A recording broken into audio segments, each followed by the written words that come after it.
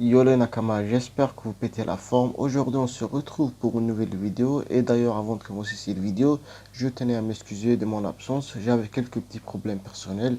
Et donc, de ce fait, j'avais du mal à vous réaliser une vidéo sur YouTube. Bon, on va arrêter de parler de ça et on va commencer avec cette vidéo. Bon, comme d'habitude, n'oubliez pas de laisser un petit like et de vous abonner à la chaîne si vous êtes nouveau et de partager cette vidéo dans les réseaux sociaux les Nakama. Allez, let's go.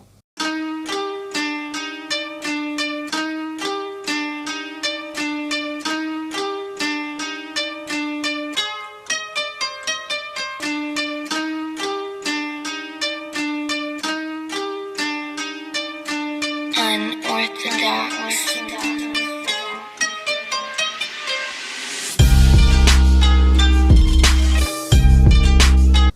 Bon, dans cette vidéo, on va parler de One Piece dans toute sa globalité et de vous donner mon opinion sur si One Piece mérite sa première place de meilleur shonen vendu de tous les temps, même devant le très grand et célèbre Dragon Ball.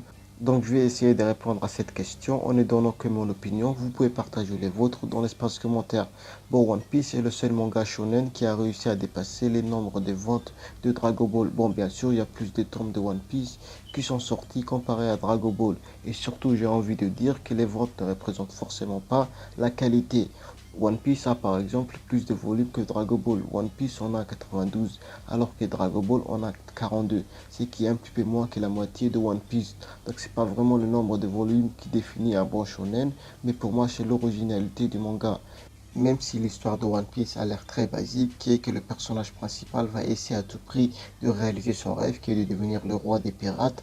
Et donc pour réaliser ce rêve, il doit devenir très puissant, blablabla. Bon, comme je vous l'ai déjà dit, c'est très basique. Naruto veut devenir plus fort afin de devenir Hokage et ramener Sasuke dans son village. Dans Black Clover, Asta veut devenir le roi des sorciers afin que lui et son frère puissent vivre paisiblement. Si vous regardez bien les shonen qui ont le plus réussi, ils ont tous presque le même cheminement, à part quelques mangas comme par exemple Hunter x Hunter, mais dans la plupart des cas, l'intrigue de l'histoire est presque la même. Luffy veut être le roi, Astra le roi aussi, et Naruto veut devenir Hokage, qui est un petit peu similaire au roi de son village. Mais là où One Piece se démarque de Black Clover ou bien de Naruto, c'est au niveau des détails. Chaque détail compte dans One Piece, et c'est bien ce qui fait le charme de cette série. Un petit détail dans par exemple, on va dire l'épisode 120, et 200 épisodes plus tard, on va comprendre pourquoi ce petit détail était présent à ce moment-là. Et le dernier point qui est le point le plus important dans One Piece, c'est tout simplement l'univers de One Piece. L'univers de One Piece est tellement riche que si je devais vous en parler, ça me prendrait des heures et des heures. Et c'est l'une des raisons pour laquelle beaucoup de personnes aiment One Piece. Parce que c'est vraiment un manga d'aventure. Dans One Piece, tu découvres des nouveaux endroits, des nouveaux personnages. Et ça, c'est cool. Le deuxième point sur lequel l'auteur a été très fort, c'est de nous donner aucun méchant dans One Piece. Dans Dragon Ball Z, par exemple, Cell, Freezer et Boo sont les méchants.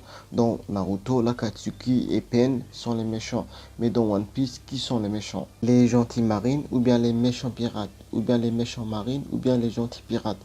Vous voyez, l'auteur a fait en sorte qu'il n'y a tout simplement pas de vrais méchants dans One Piece.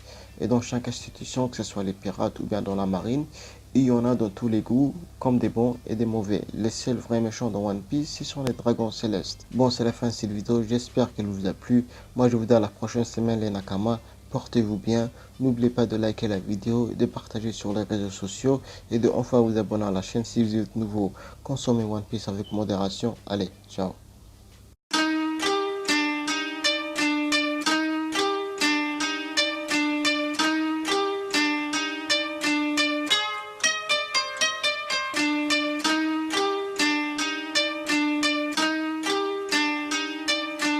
Unorthodox.